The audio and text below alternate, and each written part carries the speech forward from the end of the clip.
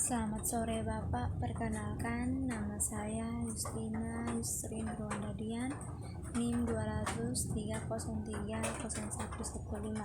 kelas C semester 2.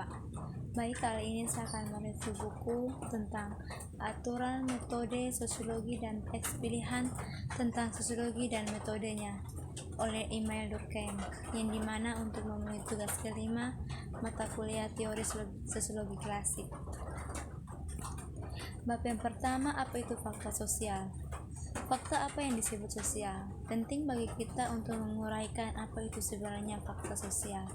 Biasanya fenomena sosial digunakan untuk menunjuk hampir semua fenomena yang terjadi dalam masyarakat. Betapapun kecilnya kepentingan sosial dari beberapa keragaman yang coba mereka hadirkan. Namun dengan judul ini bisa dikatakan bahwa tidak ada kejadian manusia yang tidak bisa disebut bersosial.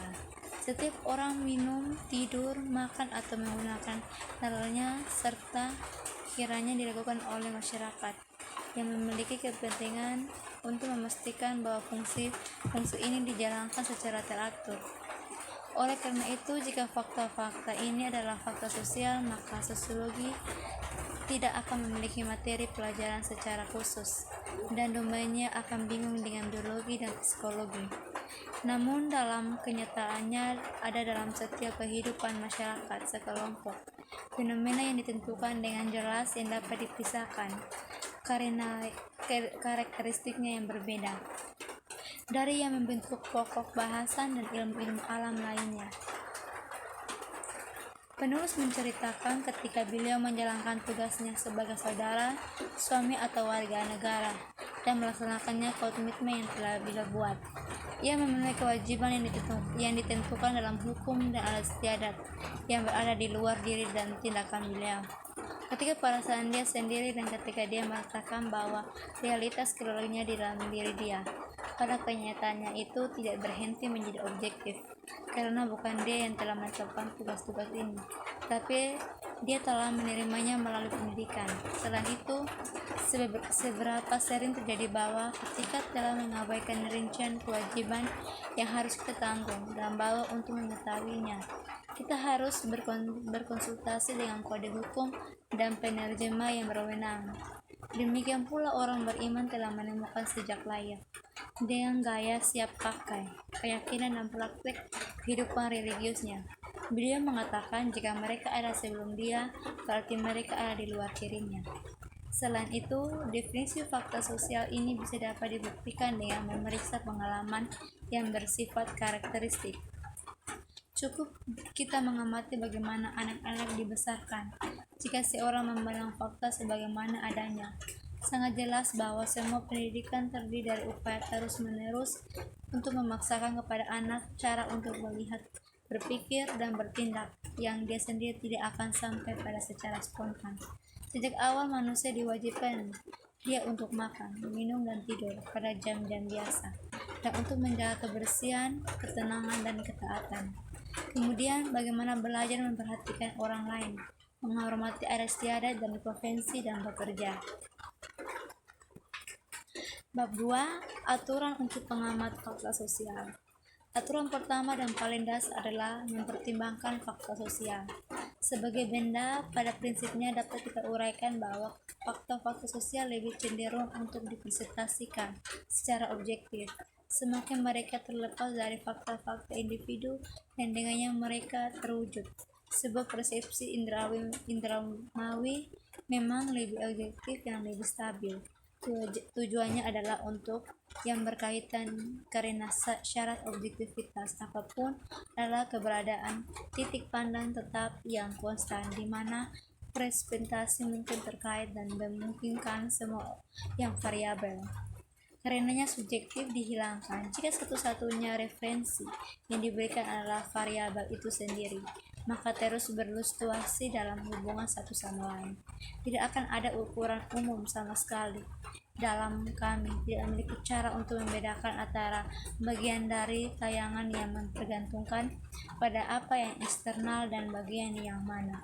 Selama kehidupan sosial belum menghasilkan isolasi dirinya dari peristiwa-peristiwa tertentu yang mewujudkan agar bisa terbentuk secara terpisah, Justru kesulitan inilah yang tetap ada, karena peristiwa-peristiwa inilah yang tidak mengambil tampilan yang sama setiap saat. Tidak dapat dipisahkan karirnya. Mereka mengindikasikan padanya karakter mereka yang berfluktuasi. Dengan demikian, kehidupan sosial terdiri kuat dan kekuatan yang bergerak bebas yang berada dalam proses perubahan yang konstan, dan dalam pandangan pengamatnya tidak berhasil memenai mentalnya. Konsekuensi adalah pendekatan ini tidak terbuka bagi ilmuwan yang menilai studi tentang realitas sosial. Namun kita tahu bahwa realitas sosial memiliki sifat kristilisasi tanpa mengubah sifatnya, terlepas dari tindakan individu yang memiliki kebiasaan kolektif diekspresikan dalam bentuk tertentu seperti aturan hukum atau moral, ucapan populer atau fakta sosial. Karena bentuk-bentuk ini ada secara permanen dan tidak berubah dengan berbagai penerapannya, aturan hukum adalah apa adanya dan tidak ada dua cara untuk memahaminya. Karena dari sudut lain, praktek-praktek ini tidak lebih dari kehidupan sosial yang berkonsolidasi yang adalah sah, dan mengabaikan indikasi yang bertentangan. Untuk mempelajari kehidupan itu mulai praktek-praktek ini. Jadi ketika sosiologi berusaha menyelidiki urutan fakta sosial apapun, dia harus berusaha untuk mempertimbangkan dari sudut pandang di mana mereka menampilkan diri dalam isolasi dari investasi individual mereka. Berdasarkan prinsip inilah kita telah mempelajari solidaritas sosial di tempat lain, berbagai bentuk dari evolusinya melalui sistem aturan hukum di mana mereka diekspresikan dengan cara yang sama. Jika suatu upaya dilakukan untuk membedakan dan mengklasifikasikan sebagai jenis keluarga menurut deskripsi sastra yang diberikan oleh para pelancong keluarga dan menurut deskripsi sastra yang diberikan oleh para pelancong klasifikasi konstitusi hukum keluarga, dan lebih khusus lagi hak suksesi, maka kita memiliki kriteria objektif yang meskipun tidak sempurna, tidak akan mencegah banyak kesalahan jika kita bertujuan pada klasifikasi dan berbagai cara hidup dan kebiasaan profesional yang populer di dunia kejahatan yang berbeda. Banyak jenis kriminologi akan diidentifikasikan karena ada bentuk organisasi. Bab 3. Aturan untuk pembedaan normal dari patologis. Menurut teori yang direkrut dari mazhab pemikiran yang paling beragam, sains tidak dapat menginterogasikan kita dengan cara apapun tentang apa yang seharusnya kita inginkan. Mereka mengatakan dibutuhkan kesadaran hanya pada fakta-fakta yang sebenarnya memiliki nilai dan kegunaan yang sama. Ia mengamati dan menjelaskan tetapi tidak menilai mereka untuk itu. Tidak ada satupun yang tercela. Untuk sains baik dari jahat tidak ada, ia tidak dapat memberitahu kita tujuan apa yang harus dikejar. Untuk mengetahui bukan apa itu tetapi apa yang diinginkan, kita harus menggunakan saran dari alam bawah sadar, sentimen, naluri, dorongan vital. Hati harus menciptakan iluminasi sendiri. Jadi sains dilujuti atau hampir dari semua keefektifan praktik dan akibatnya dari pembenaran yang nyata. Untuk apapun gunanya berjuang mengejar pengetahuan tentang realitas jika pengetahuan yang kita peroleh tidak dapat melayani kita dalam hidup kita. Tetapi dari satu sudut pandang, setiap sarana adalah tujuan, karena untuk menggerakkan sarana itu membutuhkan tindakan kemauan, seperti halnya untuk mencapai tujuan yang dipersiapkan jalannya. Selalu ada beberapa jalan menuju tujuan tertentu, dan karena itu pilihan harus dibuat di antara mereka. Jika tidak dapat membimbing kita dalam menentukan tujuan tertinggi, tidak kurang berdaya untuk menentukan tujuan sekunder dan bahawan yang kita sebut sarana. Benar bahwa metode ideologis memberikan jalan keluar dari mimetisme ini, dan memang keinginan untuk melarikan diri darinya sebagian tidak bertanggung jawab atas keberlangsungan metode ini. Para penganutnya pasti terlalu rasionalis untuk setuju bahwa perilaku manusia tidak membutuhkan bimbingan pemikiran reflektif. Namun mereka melihat dalam fenomena yang dianggap oleh mereka sendiri secara independen dari data subjektif apapun. Tidak ada yang bisa membenarkan mereka, mengklasifikasikannya sesuai dengan nilai praktis mereka. Oleh karena itu, tampaknya satu-satunya cara untuk menilai mereka adalah menghubungkannya dengan beberapa konsep utama. Oleh karena itu, penggunanya pengertian untuk mengatur pengumpulan fakta daripada menurunkan pengertian darinya menjadi sangat diperlukan untuk sosiologi rasional. konvensional manapun.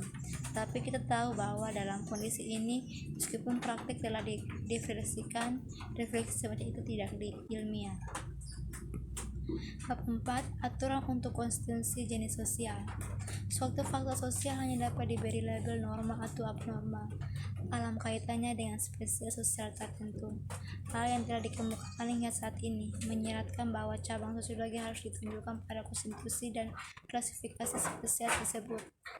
Selain itu, pengertian tentang spesies sosial ini memiliki keuntungan yang sangat besar dalam memberikan kita jalan tengah antara dua konsepsi yang berlawanan tentang kehidupan sosial yang telah lama menyebabkan perpecahan pendapat. Mengacu pada nominalisme sejarawan dan realisme ekstrim para filsuf. Bagi para ahli sejarah, masyarakat merupakan begitu dengan banyak tipe individu, heterogen dan tidak dapat dibandingkan satu sama lain. Setiap orang memiliki karakteristiknya sendiri. Konstitusi khususnya, hukumnya, moralitasnya, dan organisasi pengelompokan khusus yang disebut suku, kota, dan bangsa hanyalah kumpulan kontingen dan sementara tanpa realitas individu. Hanya kemanusiaan yang nyata dan dari atribut umum, kontrak manusialah semua evolusi sosial diturunkan. Konsekuensinya bagi para sejarawan, sejarah hanyalah rangkaian peristiwa yang saling terkait, tapi tidak terulang kembali bagi para filsuf peristiwa yang sama. Ini memiliki nilai dan kepentingan hanya sebagai ilustrasi dari hukum umum yang tertulis dalam konstitusi manusia dan yang memegang kekuasaan selama perkembangan sejarah. Bagi para filsuf, kondisi ini dapat dihitung sekali dan untuk selamanya bagi seluruh umat manusia. Oleh karena itu, tampaknya realitas sosial hanya dapat menjadi objek filsafat abstrak dan samar-samar atau monograf deskriptif murni. Seorang ahli bernama Comte gagal mengenali keberadaan spesies sosial sehingga dia pikir dia dapat menggambarkan kemajuan masyarakat manusia sebagai kemajuan satu orang yang idealnya terkait dengan semua modifikasi. Berturut-turut ia diamati di antara populasi yang terpisah. Jika hanya ada satu spesies sosial, masyarakat individu dapat berbeda satu ciri menyusun spesies tunggal itu.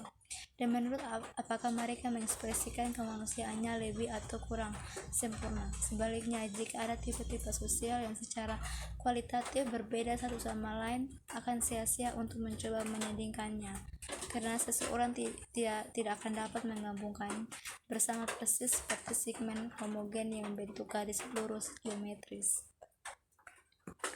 Bab 5. Aturan untuk menjelaskan fakta sosial. Konstitusi spesial merupakan sarana pengelompokan fakta untuk memfasilitasi interpretasi mereka. Tapi morfologi sosial hanyalah satu langkah menuju bagian sains yang benar-benar menjelaskan perasaan yang kita miliki tentang kegunaannya, yang dapat merangsang kita untuk mengerahkan penyebab-penyebab ini dan memanfaatkan efek yang ditimbulkannya. Tapi perasaan itu tidak dapat memunculkan hasil-hasil ini dari ketiadaan terbukti dengan sendirian, selama hanya fenomena material atau bahkan psikologi yang dipertimbangkan. Juga tidak akan diperdebatkan adalah sosiologi jika fakta-fakta sosial karena kurangnya substansi material tidak muncul secara salah, terlebih lagi karena setiap fakta adalah kekuatan sifat khusus. Hanya dalam kondisi ini fakta dapat dibuat untuk menghidupkan kembali semangat kekeluargaan yang telah melemah. Tidaklah cukup bagi setiap orang untuk menyadari kelebihannya. Kita harus mengatur secara langsung penyebab-penyebab yang dengan sendirinya dapat mengarahkan diri. Tidak kita pada satu-satunya sumber dari mana semua otoritas berasal dari pembentukan tradisi semangat bersama. Untuk ini kita harus menelusuri kembali langkah kita lebih jauh ke belakang sepanjang rantai sebab dan akibat sampai kita menemukan titik di mana manusia tindakan dapat mengintervensi secara efektif. Bab 6. Aturan untuk demonstrasi bukti sosiologi. Ketika fenomena dapat diproduksi secara artifisial sesuka hati oleh pengamat, metodenya adalah eksperimen yang tepat. Sebaliknya, ketika produksi fakta adalah sesuatu yang berada di luar kemampuan kita untuk pemerintah dan kita hanya dapat menyatukan karena telah diproduksi secara spontan, metode yang digunakan adalah salah satu eksperimen tidak langsung atau metode komparatif. Kita telah melihat bahwa penjelasan sosiologi secara eksklusif terdiri dari pembentukan hubungan kausalitas, bahwa suatu fenomena harus digabungkan dengan penyebabnya atau sebaliknya, penyebab dari efek berguna. Selain itu, karena fenomena sosial jelas mengesampingkan kendali apapun oleh pelaku eksperimen, metode kooperatif adalah satu-satunya yang cocok untuk sosiologi. Comte benar tidak menganggapnya memadai, dia merasa perlu untuk melengkapinya dengan apa yang disebut metode sejarah. Tapi alasan untuk ini terletak pada konsepsi khususnya dan hukum sosiologi. Menurutnya, ini terutama harus mengungkapkan bukan hubungan kausalitas yang pasti, tapi arah yang diambil oleh evolusi manusia pada umumnya. Oleh karena itu, mereka tidak dapat ditemukan dengan bantuan perbandingan agar memungkinkan untuk membandingkan berbagai bentuk yang diambil oleh suatu fenomena sosial dengan orang-orang yang berbeda. Ia harus diisolasi dari deret waktu tempat. John Stuart Mill menyatakan bahwa metode yang tepat adalah eksperimen, meskipun tidak langsung tidak dapat diterapkan pada sosiologi. Tapi apa yang sudah cukup untuk melepaskan argumennya tentang sebagian besar otoritasnya adalah bahwa ia menerapkannya secara setara pada fenomena biologis dan bahkan pada data fisika dan kimia yang paling kompleks.